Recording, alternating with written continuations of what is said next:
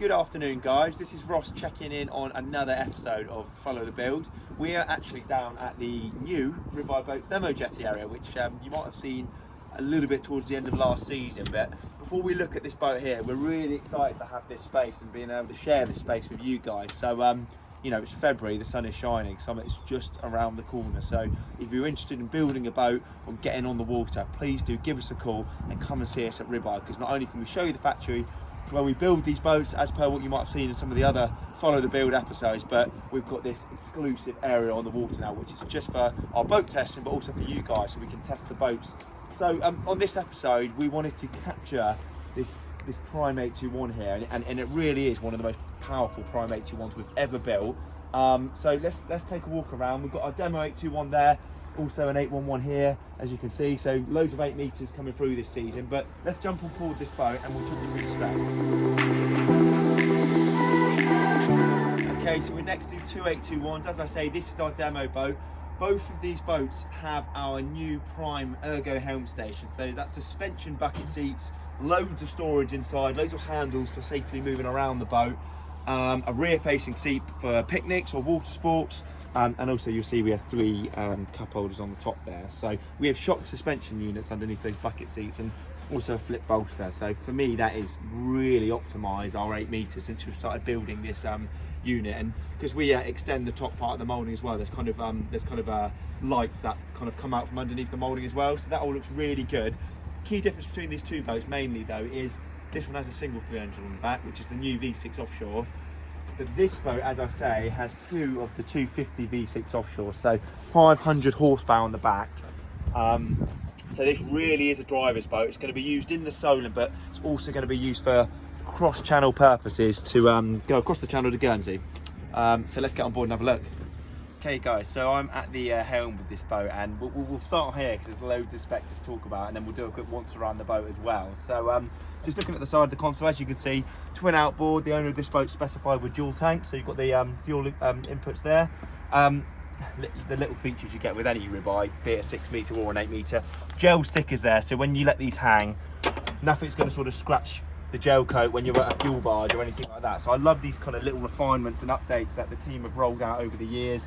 We've got these little powder coated official Made in Britain badges there as well. Those little kind of updates and touch points make the Ribeye feel so premium. And also this new steering wheel on here as well, which has got the offset Ribeye logo, which I really like.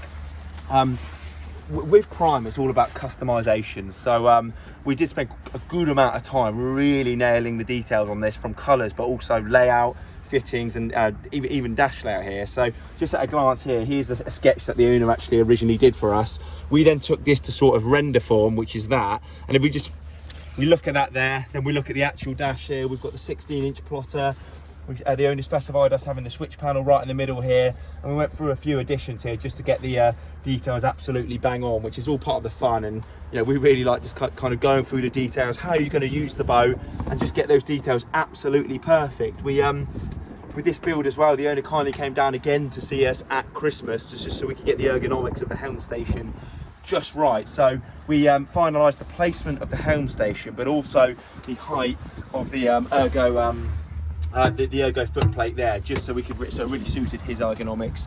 So when you're stood up, you know, of course you can slide in here. You've got the haunches of the seat to hold you down, but if you sit on the bolster or then flip the bolster down to engage the suspension seat unit, having the ergonomics there on the foot plate, it's all about getting that just right. So you can really relax when you're at the helm, relax your arms, and then your arms, and you can just focus on using the controls rather than actually having to hang on to them just to kind of keep you on the seat. And that's why, with 500 horsepower, this really can be driven kind of with confidence in a bigger sea. And the guys have been out doing some shakedowns on this boat today. They got up to 57 knots and a little bit of swell, which for an 8 meter is absolutely exceptional. And loads of power, loving those new engines. But if you couple that with the PRIME kind of voluminous hull, it's just one of those ribs, even if it's a bit choppy in the afternoon. Doesn't matter who's driving, you're just going to comfortably be able to get back safely. And by collaborating this new Ergo Helm Station with this hull and with that power, these seats are just so comfy. So it's a really sort of go anywhere leisure boat, which it's kind of in the spec I'd have it if I was building my own boat, to be honest. So really liking the look of that. With all primes, you get carbon dash panels and things like that. 16-inch plotters, you can see, which is really cool. We've got AIS on here. you'll find around a lot of the primes we build these days, these Scanstrut waterproof USB outlets. I'm loving the kit these guys are making from Exeter. Really good company, and you know, we really like fitting their kit on all of our boats, as you can see. We've also got the Signature Series speaker system, and the owner specified the black grille on this. They do an array of different sort of speaker covers, but this is like the all black look. We call it kind of like the stealth pack. So the owner specified powder coated stainless throughout. All of the non-moving parts on the hinges, we normally keep them stainless, but you know, black on there. We've got black on there, black grills. There's a black ski pole on here as well. The handles are black, and just things like the Sea Smart cleat, we leave them polished just because you're often going to have a rope rubbing on there. So just, in our opinion, it's just more practical that way. At the back of the boat with Prime, it's all about handle ergonomics, but also, you know, on some of the older boats we used to build, you'd have a back seat, but then there'd be nothing in front of it, and you're probably going to have family sat back here at some point. So bringing these big exaggerated mouldings forward, and on the 811, our approach is just to make you really feel in the boat rather than on the boat. So you're nice and protected, you've got big high size, the boat's very dry, and you're just ready to go anywhere really back here, because I feel so comfortable with this padded back seat and high backrest. The way we kind of do this moulding area, it's all actually integrated in the deck moulding. So if I lift this up, you'll see you get massive storage. So they're lit areas if you turn the light on. All the teak is finished by local carpenters. It's marine, beautiful teak. You'll see we've got the fuel primer bowls there, the fuel water separators. You've got the shut-off valves for each tank, and also just little things that we think make the ribeyes different. Like you see these deep channels here. These are all just exaggerated rain channels. So if you were to leave this boat on a mooring and it really sort of rained, having these harsh edges and then also these seals along here, it just makes the lockers as weatherproof as they can be, really. So you can leave, you know, kit in there and not have to worry about it, most importantly. Okay, so before we move to the front of the boat, just quickly touch upon the upholstery that's been customised. We've got the carbon sort of slate grey seats, which is really practical and functional seat cover. Orange piping, which really works well with the darker kind of schemes. On our demo boat, we've got pistachio green as well. So if you just kind of add a slightly brighter pipe, it kind of sets off well against the darker boats, in our opinion.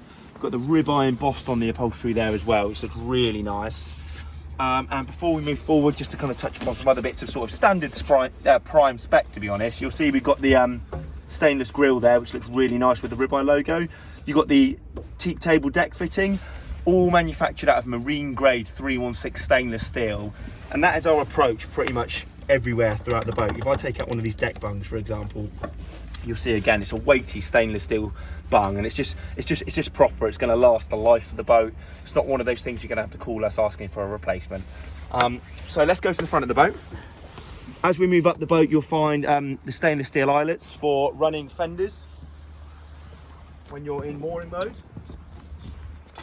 And we're doing more and more of this these days. You know, quite often clients might want to use their table at the back of the boat, but also have the option to use it at the front of the boat. So we've got another one of those stainless steel deck inserts there. So this makes a really sociable sort of lunch picnicking area.